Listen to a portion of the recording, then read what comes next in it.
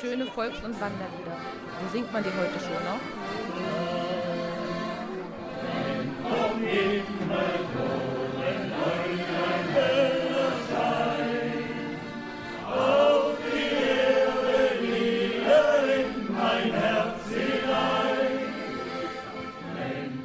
Na, zum Beispiel beim Liederkranz Röhling.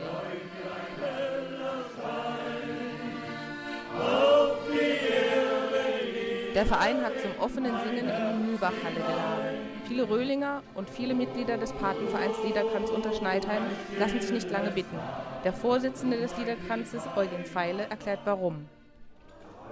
Wir wollen mit dem offenen Singen einfach die Bevölkerung von Röhlingen ansprechen, wieder Lieder zu singen, die sie schon immer gerne gesungen haben, und das fröhliche Miteinander zu pflegen, auch innerhalb den Vereinen, dass wir ein gutes Miteinander haben.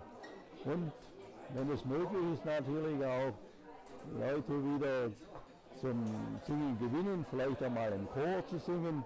Ich denke, die Gelegenheit ist da, um hier sicher mal ein Bild zu machen, wie gemütlich es zu singen ist und dass es einfach Freude macht und im Herzen einen froh macht.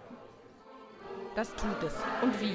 An dem selbst erstellten Liederordner wird ein Lied nach dem anderen ausgesucht. Und die Melodien verführen die halbe Mühlbachhalle zum Schunkeln. Derweil sorgen hinter den Kulissen fleißige Helfer dafür, dass die Kehlen der Sängerinnen und Sänger nicht austrocknen.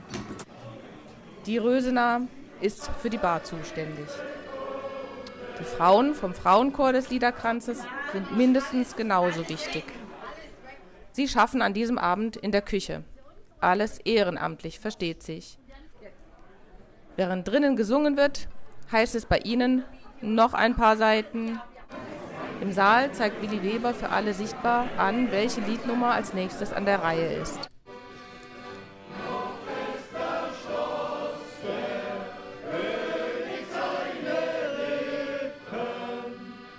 Die Kapelle mit Josef Frick, Leonhard Schmidt und Elisabeth Rathgeb sorgt für die Begleitung dazu.